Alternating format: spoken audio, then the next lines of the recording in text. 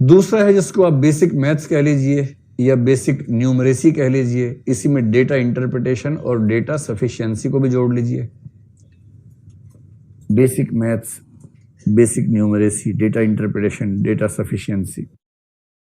मैं जानता हूं कि आप में से कुछ बच्चों को इसका नाम सुनते बुखार होने लगता है कि ये क्या बात हुई, ये क्यों पढ़वा रहे हैं, हम तो आईएएस बनने आए थे, गणितज्ञ थोड़ा ना बनना है हमें। सबसे अच्छा मुहावरा है हमें ज्ञानी नहीं बनना है, आईएएस बनना है। जैसे ज्ञानी बनना आईएएस बनने के खिलाफ हो कि अरे आईएएस बनने से ज्ञानी बन गया, अब तो ये अभी आईएएस नहीं बन पाएगा, ऐसा थोड़ा ना होता है। और कई लोग मानते हैं कि ये सब बेकार की बात है, लेकिन आप आईएएस बन के क्या करेंगे इसके बिना? परसेंटेज निकालनी पड़े तो उसके बाद आप कहते हैं, किसी को बुलाते हैं, भाई परसेंटेज निकाल लो जरा, भाई साहब परसेंटेज निकालनी आ जाओ जरा। कैसे काम चलेगा? आपको जिला संभालना है, जिले का पूरा बजट आपके पास है, 1000 तरह के खर्चे हैं, कौन सा खर्चा किस मद में किस तरह से हो, जब तक आपको डेटा समझ में ना आता हो, पिछले 10 सालों की रिपोर्ट्स आप तुलनात्मक रूप से किसी पाई चार्ट से या किसी टेबल से ना समझ पाते हो, जिस टेबल में 3 या 4 तरह के फैक्टर शामिल हुए, टेबल पढ़ने में माथा खराब हो जाता हो, समझ नहीं आ रहा हो कि कैसे पढ़ें इसको, एक टेबल बनानी पड़ जाए, टेबल बन ही नहीं रही आपसे, मल्टीपल फैक्टर वाली टेबल। आप बिना डेटा को समझे, बिना डेटा को रिप्रेजेंट करना सीखे, कैसे उस सारे फंड्स के एलोकेशन को समझ पाएंगे और मैनेज कर पाएंगे जो करना है। आईएएस या आईपीएस बनने डंडा नहीं लाना होता, डंडा घुमाना बहुत छोटी बात है। आईएएस आईपीएस बनने के बाद, स्पेशली आईएएस बनने के बाद, आपको देश के सारे रिसोर्सेस को मैनेज करना होता है।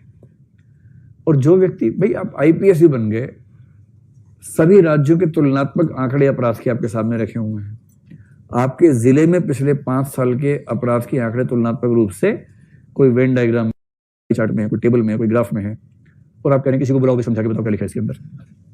ईमानदारी की बात बता रहा हूं आपको मैं, जो लोग आईआरएस बन के जाते हैं ना इंडियन रेवेन्यू सर्विस में, उनके जो जूनियर्स होते हैं असिस्टेंट, वो आते हैं एसएससी से, ठीक है, एसएससी जानते हैं ना। और एसएससी में क्या पूछते हैं? गणित आनी चाहिए, रीजनिंग आनी चाहिए, इंग्लिश आनी चाहिए। और वो गणित, रीजनिंग, इंग्लिश में इतने हाई लेवल के लोग होते हैं, जबरदस्त उनकी पकड़ होती है इन चीजों में। रीजनिंग, उनसे आप रीजनिंग चलते पूछिए, सभी जैसे कुत्ते बोलेंगे हाँ हाँ चलो आगे बताओ, सारे कुत्ते गिलास हैं, ऐसे जवाब देंगे इतना बढ़िया। और वो बनते हैं रेवेन्यू में असिस्टेंट। तो वो असिस्टेंट है, यानी प्रमोशन के बाद बनेगा आईटीओ, इनकम टैक्स ऑफिसर, और आईटीओ लंबी प्रमोशन के बाद बनेगा assistant commissioner of income tax, जो कि आप बनेंगे ज्वाइनिंग के दिन, एसीआईटी। और ये एसएससी वाला व्यक्ति 11 साल की सर्विस के बाद एसीआईटी बनेगा, जो आप डे 1 पे बनेंगे। असली बात आप सुनो, कई ऐसे असिस्टेंट कमिश्नर इनकम टैक्स होते हैं, आईआरएस बन गए, अकाउंटिंग आज तक सीखी नहीं है क्योंकि स्कूल में नहीं पढ़े, अकाउंट्स आर्ट्स पढ़े हुए थे, मैथ्स आता नहीं है, सी सेट में रीजनिंग और कॉम्प्रिहेंशन से काम चल गया था, क्वालिफाई कर लिया था। इंग्लिश आती नहीं है, हिंदी माध्यम से है, इंग्लिश उतनी ही आती है कि बाई चांस क्वालिफाइंग पास हो गया मेंस में, पीली चिट्ठी नहीं आई, ठीक। ये बहुत रेयर कॉम्बिनेशन है, ऐसा कॉम्बिनेशन बहुत सारे लोगों में होता है, बहुत लोगों में है।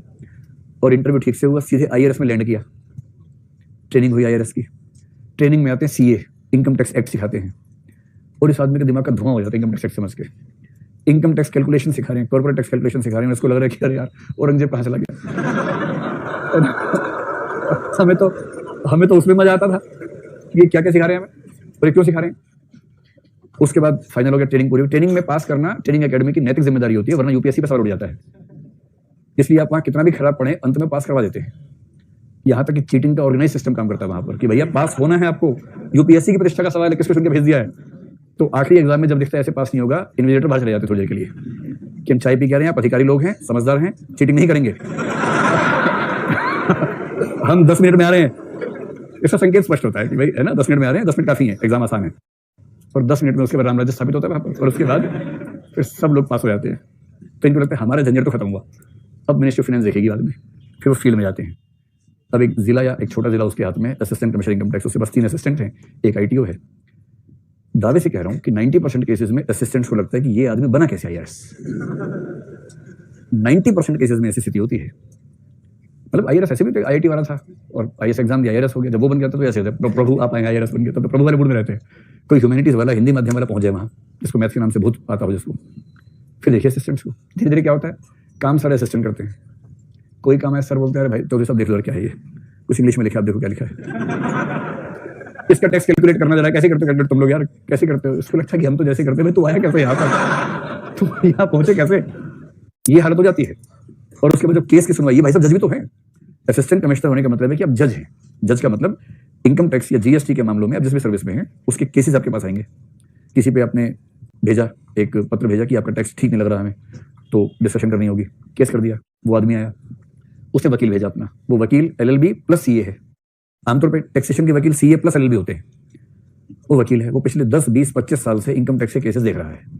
इनकम टैक्स एक्ट उसको पूरा रटा हुआ है। वो देखता नहीं है, वो सीधे पेज नंबर बोलता है, पेज नंबर है, चौथी लाइन दूसरा शब्द, ऐसे बोलता है और सारा इंग्लिश में बोलता है। सामने जज साहब बैठे हैं। जज साहब ने इनकम टैक्स ठीक से पढ़ा क्योंकि एकेडमी में वो बाकी कामों में व्यस्त थे। अंग्रेजी ठीक से आती नहीं, कैलकुलेशन करनी आती नहीं है। कोई बोल दे 3000 का 20% है तो 5 मिनट रुपया। 3000 3 जीरो गुणा 20/100, 2 जीरो यहां से कटी, 30 गुणा 20 600। 2-2.5 मिनट के बाद बोले हाँ 600 आगे बताओ। आप समझ रहे हैं कि जो वकील सामने खड़ा है, इधर दूसरा वकील खड़ा हुआ है, 2-3 असिस्टेंट खड़े हैं। वकील असिस्टेंट को देख के पूछ रहे हैं क्या ये, तो कह रहे हमें क्या पता कौन है आ गया। क्या करेगा? अगर आप चाहते हैं कि आप आईआरएस बन के ऐसी छवि लेके जिए तो ऐसी जिंदगी जीने से अच्छा आदमी मर जाए। ये जीना भी कोई जीना लल्लू, जीवन तो थोड़ा सुंदर होना चाहिए ना। इसलिए भाई ठीक से समझिए इस बात को, इन चीजों को तरह गौण मत मानिए, इन स्किल्स को ठीक से इंप्रूव करें। खैर ये बताइए, किसी भी सिविल सर्विस में ठीक परफॉर्म करने के लिए बहुत बेसिक सा मैथ्स, गुणा भाग जमा घटा फास्ट कैलकुलेशंस और डेटा इंटरप्रिटेशन, टेबल को चार्ट को बनाना समझना आना चाहिए कि नहीं आना चाहिए? आना चाहिए।